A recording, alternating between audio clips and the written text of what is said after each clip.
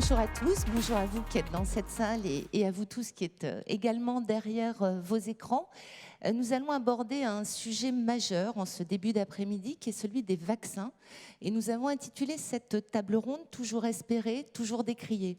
Toujours espérer, bien sûr, compte tenu du contexte épidémique, et puis aussi décrier, puisque certains sondages indiquent qu'un tiers des Français renonceraient à se faire vacciner, même si un produit était disponible. Donc, pour débattre de ce sujet, nous avons le grand plaisir d'accueillir le professeur Elisabeth Bouvet, qui est présidente de la commission technique des vaccinations de la Haute Autorité de Santé. Donc, Madame Bouvet, je vous vois sur l'écran retour et je pense qu'on ne va pas tarder à vous voir sur le grand écran. Également, le professeur Odile Launay, qui est infectiologue à l'hôpital Cochin à Paris, membre du comité vaccin Covid-19. Et enfin, Monsieur Bruno Rémini, qui est responsable affaires publiques donc chez Sanofi Pasteur. Voilà, vous êtes tous les trois sur grand écran face au public et pour animer cet échange, Géraldine Wonsner, qui est journaliste au Point. Géraldine, c'est à vous sur cette question du vaccin. Merci Hélène et puis bonjour à tous. Merci beaucoup à nos intervenants d'être là, même loin. C'est parce qu'on a sélectionné les meilleurs et les plus intéressants. Ils ne sont pas avec nous, mais physiquement. On a énormément de questions à vous poser au sujet de ce vaccin, de ces vaccins, et on est tous suspendus à vos éclaircissements. On parle de course au vaccin. Alors, j'ai pris le dernier recensement de l'OMS au 7 octobre.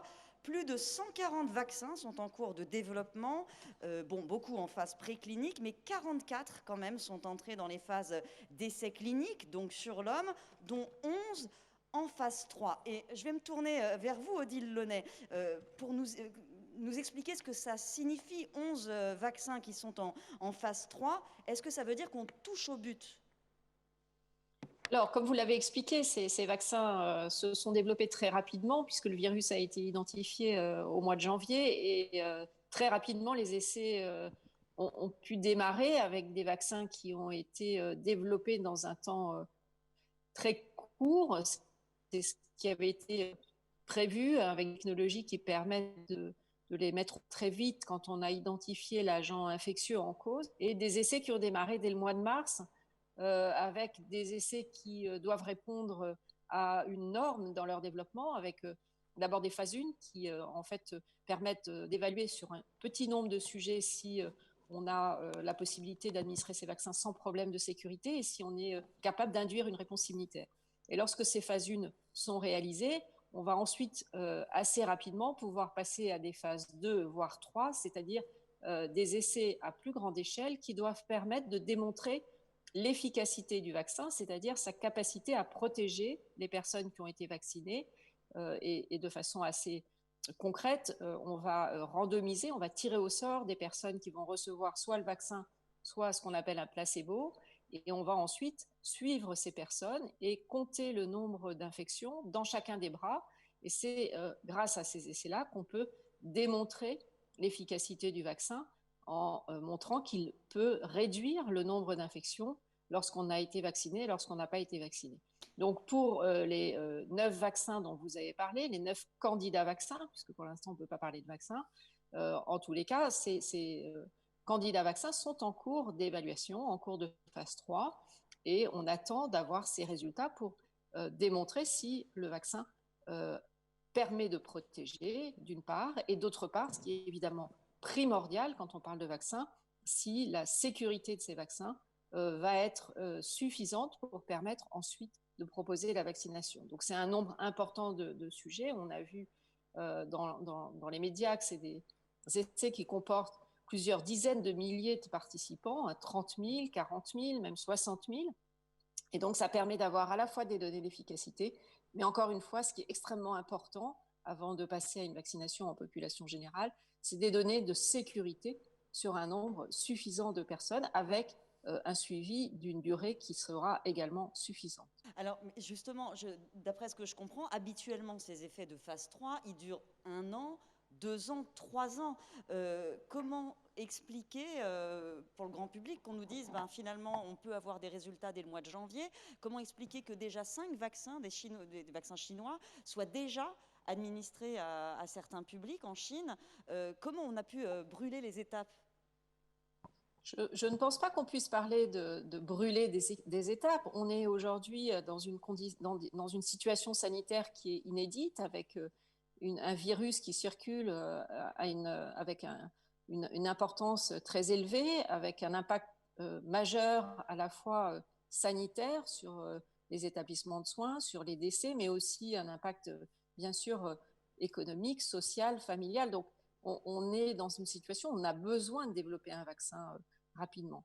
Ça ne veut pas dire qu'on brûle les étapes et que les vaccins seront enregistrés, auront des autorisations sans un minimum de garantie, bien sûr sur leur efficacité, mais également sur leur sécurité. Donc sur la sécurité, si je comprends si bien... on attend pour avoir l'autorisation de ces vaccins, on va attendre d'avoir des données de sécurité, encore une fois, j'insiste beaucoup là-dessus, sur un nombre suffisant de personnes avant de commencer à vacciner en dehors des essais cliniques. Bruno Donini, le vôtre de vaccin qui est développé donc par Sanofi en alliance avec le britannique GSK, lui, il n'est qu'en phase 2, donc vous n'êtes pas le premier dans cette course au vaccin. Comment est-ce qu'on gère cette pression, la pression à la fois de la concurrence, la pression, j'imagine, politique qui doit être forte, avec des gouvernements qui vous mettent un petit peu l'épée dans les reins. Comment est-ce qu'on arrive à gérer ces pressions multiples? Bonjour, d'abord bonjour à toutes et à tous, merci de m'accueillir. En fait, c'est très simple de gérer puisque finalement, c'est pas une course à celui qui sera le premier, c'est pas une course d'un laboratoire par rapport à d'autres laboratoires, c'est avant tout une course contre un virus. Et de toute façon, compte tenu des enjeux, compte tenu des volumes de vaccins qu'il va falloir mettre à disposition de la population, il n'y a aucune entreprise qui pourra y arriver toute seule. Donc finalement, il y a beaucoup d'incertitudes aussi, bien sûr, parce que comme l'a dit Mme Launay, le vaccin aujourd'hui n'existe pas. Il y a des projets de vaccins, il n'y a pas de vaccin stricto sensu qui existe. Et finalement, c'est tous ensemble qu'on pourra y arriver. Et donc la pression, oui, c'est la pression pour arriver au plus vite à débarrasser le monde de ce virus. Voilà, c'est ça la pression, elle est là, ailleurs. C'est-à-dire que vous allez faire en sorte d'aller le plus vite possible en prenant un risque financier quand même, on imagine. Oui, enfin, là aussi, le risque financier existe pour tout vaccin. Quel que soit le projet de vaccin, on ne sait jamais au moment où on le lance si on va finir par l'obtenir à la fin. Voilà. Après, notre objectif, je vous dis, c'est pas d'être les premiers. Notre objectif, c'est de produire un vaccin en quantité suffisante, efficace et surtout, comme l'a dit Mme Launay, je le répète, un vaccin qui soit sûr. On ne pourra pas espérer vacciner une partie de la population mondiale si on n'a pas les garanties que ce vaccin présente toutes les garanties justement d'efficacité et de sécurité. Vous vous êtes engagé, ainsi que 8 autres grands laboratoires dans le monde, à justement, vous avez fait une lettre publique, à justement ne pas brûler les étapes, à respecter, les règles de l'art pour ces vaccins. De quelle manière vous gagnez du temps, du coup? C'est sur quoi? Sur la production, sur la... Bah, disons que de façon un peu synthétique, un des moyens de gagner du temps, c'est de passer d'un développement de vaccins, je dirais, séquentiel, c'est-à-dire on fait les choses l'une après l'autre, et je pense notamment aux essais cliniques. On lance les phases les unes après les autres, on lance ensuite la production, enfin, on construit les bâtiments, ensuite on lance la production, ainsi de suite. On peut passer d'une façon de travailler comme ça en série à une façon plus regroupée, c'est-à-dire on peut mener en fait les différentes étapes de développement du vaccin en même temps. On prend donc effectivement un risque, puisque vous pouvez vous mettre à adapter des bâtiments existants ou à construire de nouvelles installations pour produire un vaccin, alors même que le vaccin n'existe pas encore.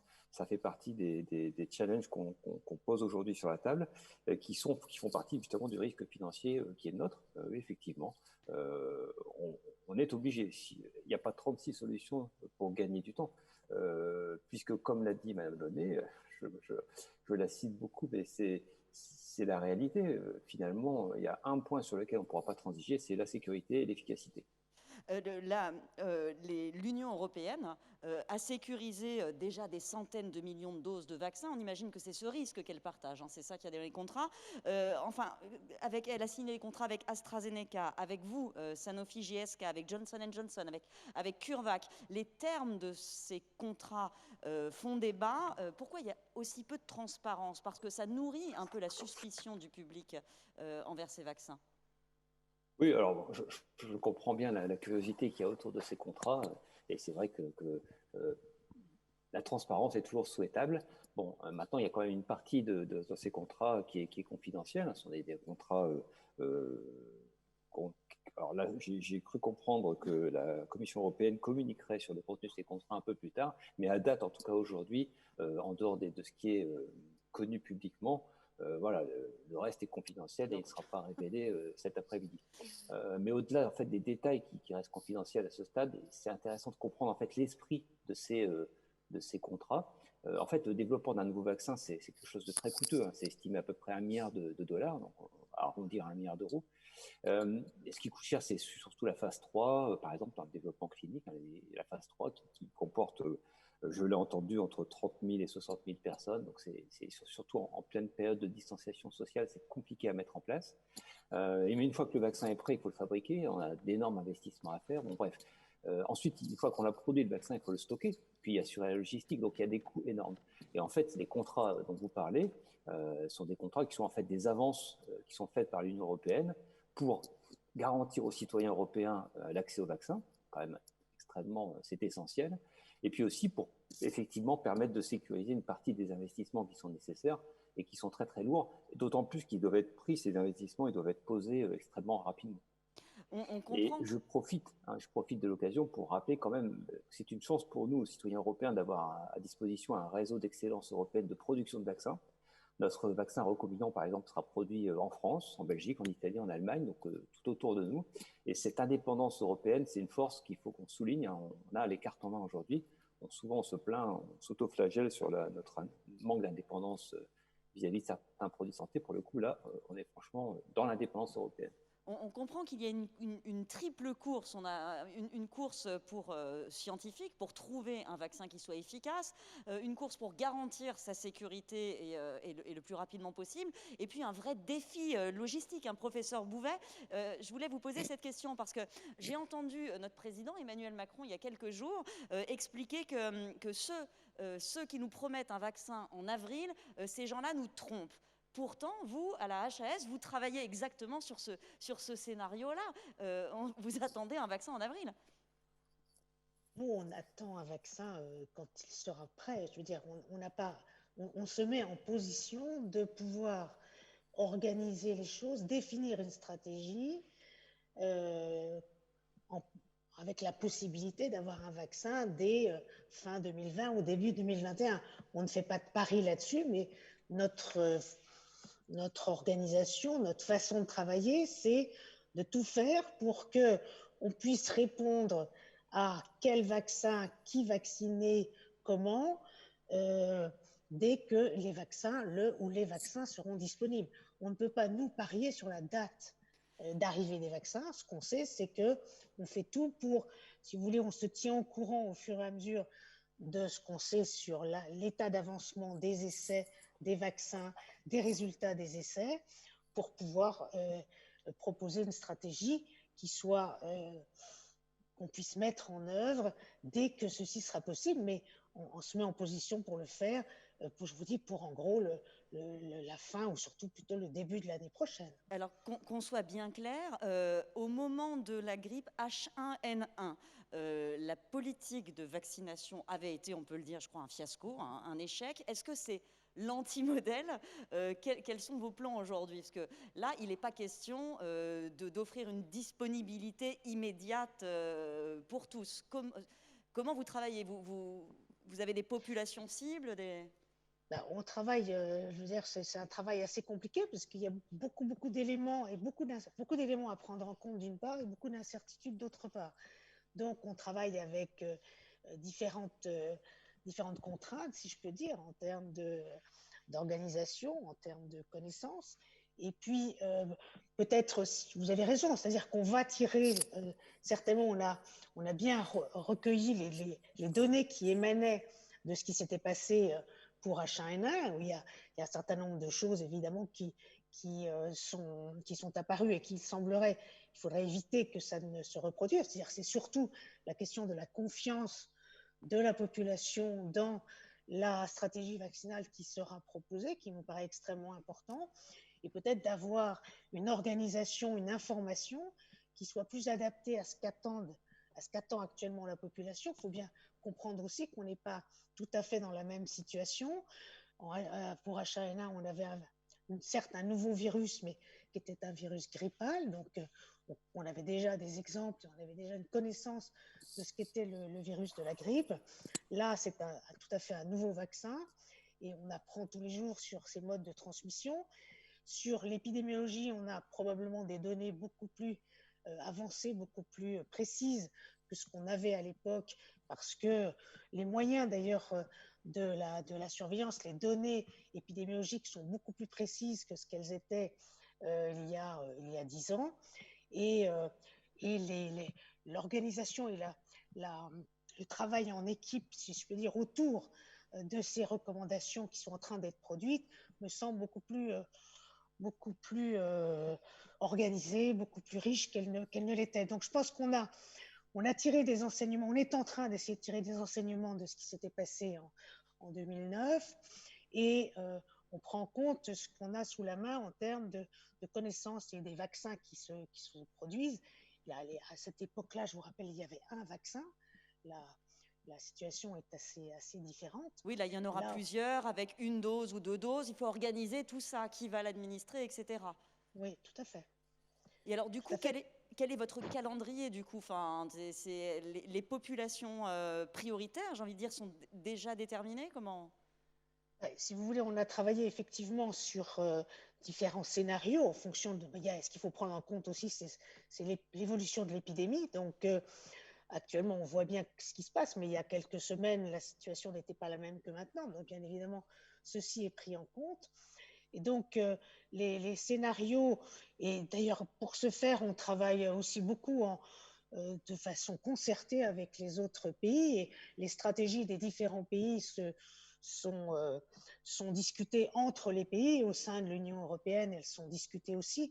Donc, si vous voulez, je pense que tout le monde peut dire à l'heure actuelle qu'on va certainement, dans un premier temps en tout cas, chercher à protéger les populations qui sont les plus vulnérables à cette infection, c'est-à-dire en gros les personnes qui sont à risque de faire des formes graves et qui sont, comme vous le savez, les personnes âgées de plus de 65 ans, plus de 60 ans, enfin, en fonction, ça dépend de l'âge, et les personnes qui sont atteintes de pathologies chroniques qui leur confèrent, ou de certains états physiques qui leur confèrent des vulnérabilités par rapport à ce vaccin. Ces populations sont assez bien définies, et donc en France comme ailleurs d'ailleurs, dans les autres pays, la stratégie vaccinale va porter dans un premier temps surtout sur ces populations qu'il conviendra de protéger par la vaccination en vérifiant au préalable, bien évidemment, qu'elles sont susceptibles d'être bien immunisées par les vaccins qui seront produits.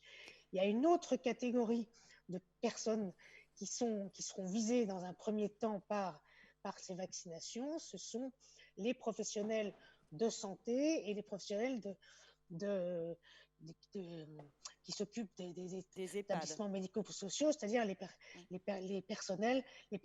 professionnels qui s'occupent des malades et des personnes fragiles. Donc, en gros, si vous voulez, on va avoir d'une part une stratégie qui va viser à protéger les personnes fragiles pour leur éviter de faire des formes graves ou de décéder de cette infection. Et de l'autre côté, on va viser à protéger les professionnels de santé afin de les garder en bonne santé d'une part, et aussi d'empêcher qu'ils ne puissent contaminer les personnes qu'ils ont en charge. Alors, donc, ce sont les deux cibles prioritaires pour la vaccination qui va venir. Donc, dans un premier temps, Odile Launay, vous avez lancé à l'INSERM une plateforme Covirevac pour tester ces candidats vaccins sur 25 000 Français. Pour quelles raisons? Est-ce que ça veut dire que vous ne faites pas totalement confiance aux effets de phase 3 de ces candidats vaccins? Est-ce que vous voulez vérifier justement la façon dont ils sont reçus par les personnes que la France a ciblées? Alors non, c'est pas exactement ça qu'on souhaite faire. On souhaite que la France soit susceptible de pouvoir participer à ces grosses études, donc des études qui sont réalisées, qui sont conduites par les industriels qui développent ces vaccins. Jusqu'à présent, la France n'a pas participé à ces études parce que les essais ont été conduits dans les pays où le virus circulait suffisamment pour avoir un nombre d'infections adaptées qui permettent de répondre à la question. Mais comme l'a dit Monsieur Donini, certains de ces vaccins, on l'a dit, il y a plus de 40 vaccins qui sont en essais cliniques. Seulement 9 d'entre eux sont aujourd'hui en phase 3, donc tous les autres n'ont pas encore démarré leurs études de phase 3 et on souhaite que la France puisse, puisque l'épidémie est repartie de façon très intense, que la France puisse participer à ces essais pour qu'on soit associé aux efforts qui sont faits pour développer un vaccin. Donc c'est un des objectifs de cet appel à volontaires, c'est de pouvoir participer à ces essais de phase 3. Le deuxième objectif, c'est que la France souhaite pouvoir évaluer de façon la plus précise possible, la plus fine possible, la réponse immunitaire de ces vaccins dans la population plus âgée, comme l'a expliqué Elisabeth Bouvet. On est très très attentif en fait à la vaccination des personnes plus âgées, c'est celles qui sont le plus concernées par cette maladie en termes de formes graves et de décès. Et on sait que d'une part, ces personnes sont souvent moins bien représentées dans les essais à grande échelle pour un certain nombre de raisons. Et on sait aussi que c'est une population qui, à cause du vieillissement du système immunitaire, vont moins bien répondre à la vaccination. Et donc, on voudrait, avant de pouvoir démarrer la vaccination dans cette population, qu'on va bien sûr vouloir protéger, on veut être sûr qu'on a suffisamment de données pour savoir quel est le vaccin qui va finalement être le plus adapté à la vaccination des personnes âgées. Voilà, donc c'est ces deux types d'essais qu'on souhaite pouvoir conduire en France et c'est pour ce faire que l'INSERM a lancé cet appel à volontaires qui est une première étape puisque les étapes suivantes seront de pouvoir démarrer ces essais, ce qu'on espère pouvoir faire avant la fin de l'année ou au début de l'année 2021. Oui, parce que comment votre essai va s'intégrer dans la décision publique globale, puisque les doses de vaccins sont déjà sécurisées, préachetées, donc a priori, on les aura avant que vous ayez pu terminer votre évaluation. Que se passe-t-il si votre évaluation n'est pas satisfaisante sur l'un des vaccins sur lesquels la France s'est engagée? Comment tout ça se goupille? Alors, pour les essais de phase 3, vous l'avez compris, c'est des essais qui vont démarrer plus tardivement. Donc, ça va être l'évaluation de nouveaux vaccins qui, pour l'instant, ne font pas l'objet d'évaluation en phase 3. Pour les essais qu'on veut faire donc, dans la population des plus âgés, on souhaite pouvoir les démarrer assez rapidement pour être en mesure d'avoir ces résultats lorsque les vaccins vont avoir reçu une autorisation de mise sur le marché et vont pouvoir être utilisés pour démarrer la vaccination. Donc, on l'a dit au début de cette émission, pour l'instant, aucun de ces vaccins n'a eu une autorisation de mise sur le marché, que ce soit aux États-Unis, en Europe. Les seuls qui ont commencé à vacciner, mais sans donner d'efficacité chez l'homme, ce sont les Chinois qui ont démarré la vaccination dans leur population de militaires. Mais il faut savoir que la France n'aura pas d'autorisation et n'utilisera pas les vaccins tant qu'on ne sera pas sûr que ces vaccins sont efficaces et qu'ils sont bien tolérés. Donc on espère et on fait tout aujourd'hui pour pouvoir démarrer nos essais dans ces populations âgées avec des vaccins qui sont en cours d'évaluation pour leur efficacité afin d'avoir le plus d'éléments possible pour choisir le vaccin qui sera le plus adapté à cette population.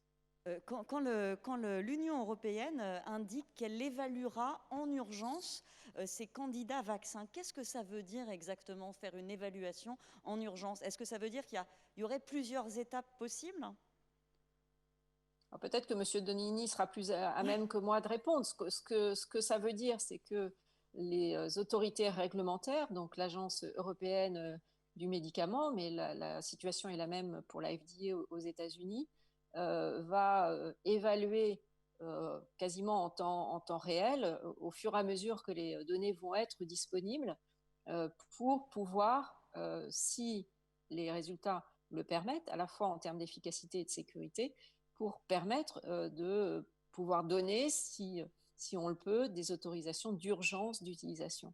Voilà, donc c'est une situation qui est un petit peu inédite. Hein. C'est vrai qu'on est dans une situation sanitaire qui justifie ces procédures, mais on sait que les autorisations ne pourront être obtenues que si les données sont suffisantes pour permettre l'utilisation de ces vaccins.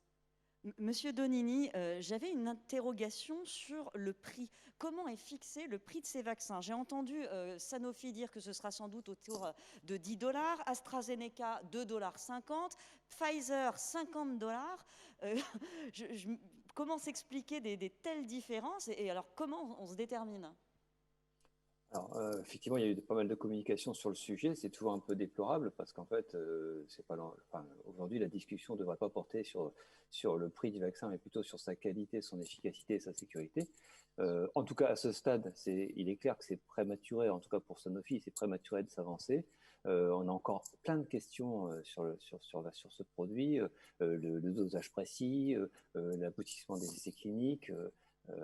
Des aléas de production éventuels. Ça peut être un vaccin complexe ou moins complexe à produire. Enfin bref, il y a encore énormément de questions. Ce que je peux simplement vous dire, c'est que en dehors de tout ce qui a pu déjà circuler sur le sujet, le prix du vaccin, ça reflètera en fait son efficacité, sa sécurité, les investissements qui ont été réalisés pour permettre en fait collectivement de retrouver une vie et une économie normale. Les enjeux sont là.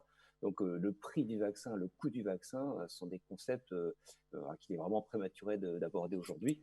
Ce qu'il faut avoir en tête, c'est que ce sera un prix juste et accessible à tous. Ça a été dit et ça sera répété. Quand je dis à tous, c'est pas à tous, nous, Européens, ça sera à tous dans le monde. Puisque penser stopper une pandémie en ne vaccinant que les pays riches, ça n'a pas beaucoup de sens. Comment vous réagissez? Vous êtes au cœur, votre firme Sanofi, mais comme bien d'autres, d'une foule de discussions et de conversations complotistes. On accuse les fabricants de vaccins de s'enrichir grâce à cette crise. Comment combattre finalement ce discours-là? Est-ce que c'est une grosse part de votre chiffre d'affaires, ces vaccins? Vous allez faire de l'argent avec? Quelle question. Déjà, nous sommes une entreprise privée, donc l'objectif d'une entreprise privée, c'est déjà de ne pas perdre d'argent. Voilà. C'est le premier point. Et ça, je pense que tout le monde en est conscient autour de cette table et dans la salle.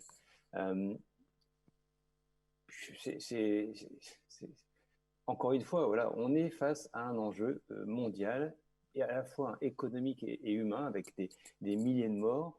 Économique parce que la totalité des économies mondiales sont à l'arrêt ou en régression, en récession.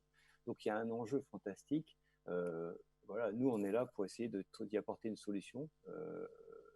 Donc savoir si on va s'enrichir ou pas, c'est pas réellement la question.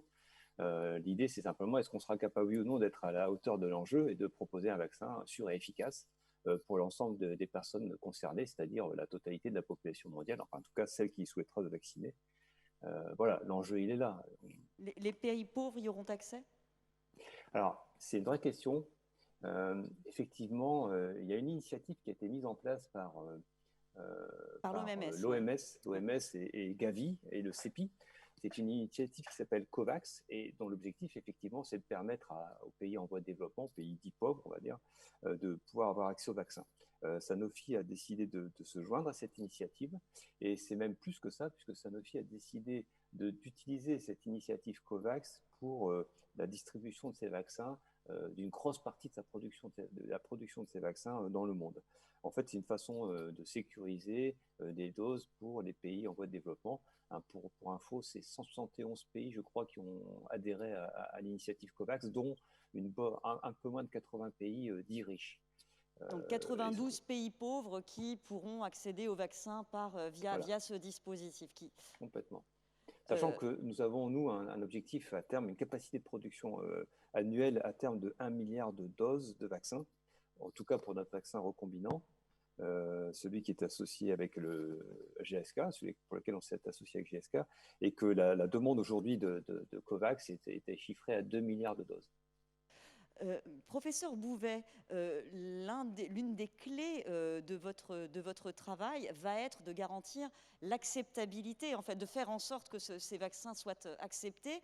En France, c'est un enjeu particulier, hein, Hélène le rappelait tout à l'heure, les 30% des Français ont déjà dit que non, ils ne seraient pas vaccinés. On a un mouvement anti-vaccin qui est assez fort. Comment vous allez travailler? Est-ce que vous allez intégrer la société civile dès le départ? Comment faire? Alors d'abord, vous avez raison, c'est un point extrêmement important, c'est de prendre en compte l'avis des gens, si je peux dire, des gens qui sont concernés par le vaccin. Quand vous dites que 30% actuellement, il faut être conscient que l'acceptabilité de la vaccination, elle évolue, hein, c'est bien évident. Et ce qu'on a pu observer, il y a des études qui sont faites là depuis quelques mois par Santé publique France et par d'autres organismes pour justement mesurer ce qu'on appelle l'acceptabilité de la population. Et effectivement, il y a 30% de personnes qui, si on leur proposait le vaccin aujourd'hui, ne se feraient pas vacciner. Ce qui ne veut pas dire que cette proportion de 30% ne peut pas évoluer et que ce qu'on observe, c'est que les personnes qui sont contre, enfin qui ne se feraient pas vacciner actuellement, c'est surtout celles qui redoutent bien sûr les effets secondaires et qui surtout pensent qu'on n'en sait pas encore assez sur les vaccins.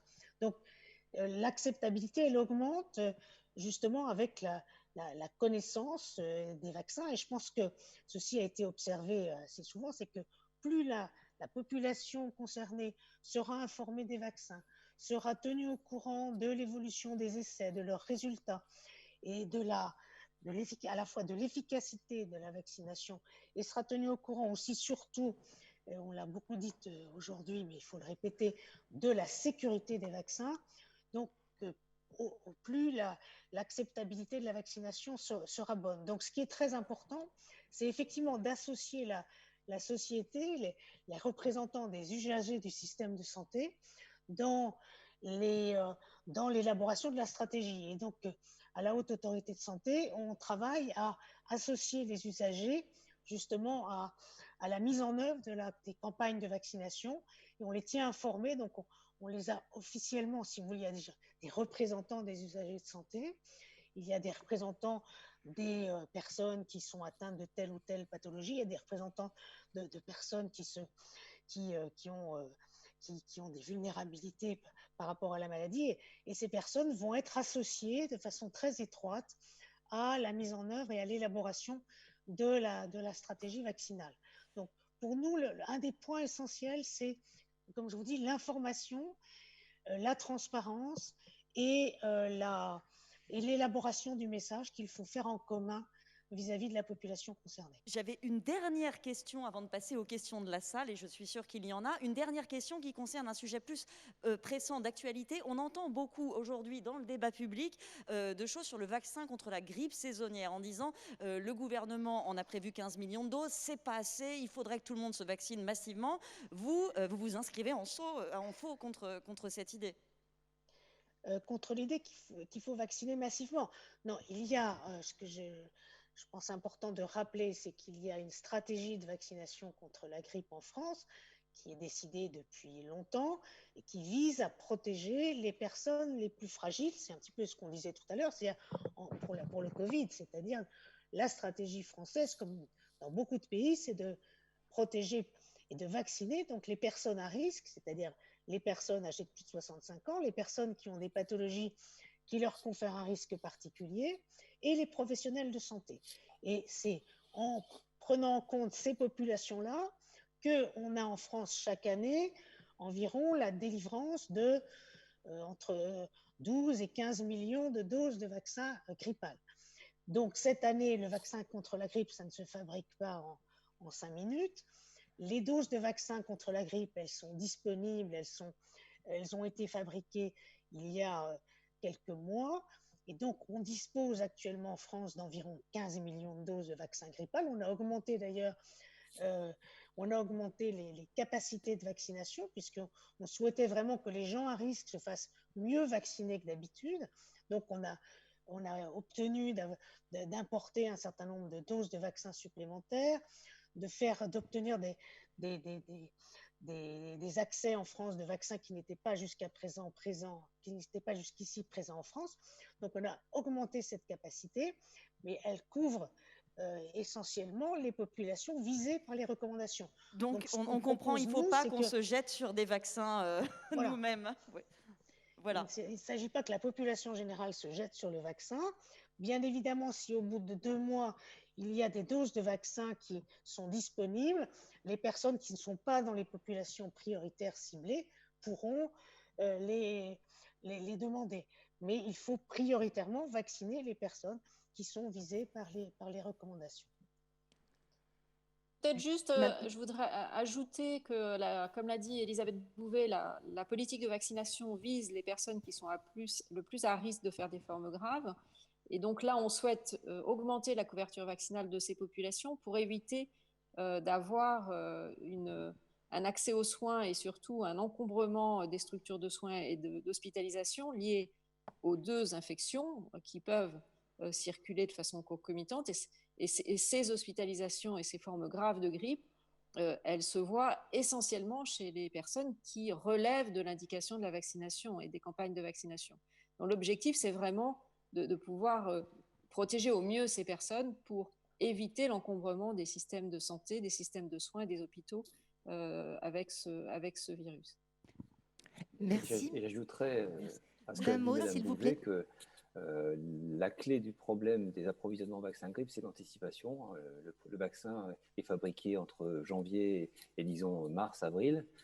À partir de mars-avril, c'est très compliqué d'envisager d'augmenter, d'allouer plus de doses que ce qui est initialement prévu pour un pays, et qu'il faut avoir conscience que nous ne sommes pas seuls en Europe, nous ne sommes pas seuls dans le monde, et que l'ensemble des pays autour de nous ont des demandes supplémentaires aussi d'approvisionnement. Donc ça crée réellement une grosse tension sur le marché, mais que cette année, Sanofi, pour la France, a proposé 20% de doses de vaccins en plus. C'est important de préciser, ça fait partie de l'effort collectif à l'amélioration de la couverture vaccinale. Merci beaucoup. Merci à vous 3 pour toutes ces informations. Est-ce que vous avez des questions? On peut en prendre une, peut-être 2 si elles sont rapides. Donc, qui lève la main? Non, tout a été dit sur le sujet. C'est vrai que c'était particulièrement riche. Vraiment un très, très grand merci, professeur. Merci, monsieur Domini. Pas de questions? Alors, je vais peut-être vous en poser une, professeur Bouvet, parce que j'ai eu la chance de vous rencontrer voilà, il y a bien longtemps, lorsque je travaillais au journal du SIDA, et j'étais en train de repenser, parce qu'on connaît, chacun sait le rôle vraiment majeur que vous avez joué pour lutter contre cette épidémie. Et voilà, on est en 2020, on n'a toujours pas de vaccin contre le sida, et je me disais, mais à quoi c'est dû? Est-ce que c'est lié au virus? Est-ce que c'est lié à une mobilisation qui n'a pas été assez forte, à un manque d'ambition? D'un mot, sans être trop scientifique non plus? Non, je pense que c'est plus un problème technique, c'est-à-dire que c'est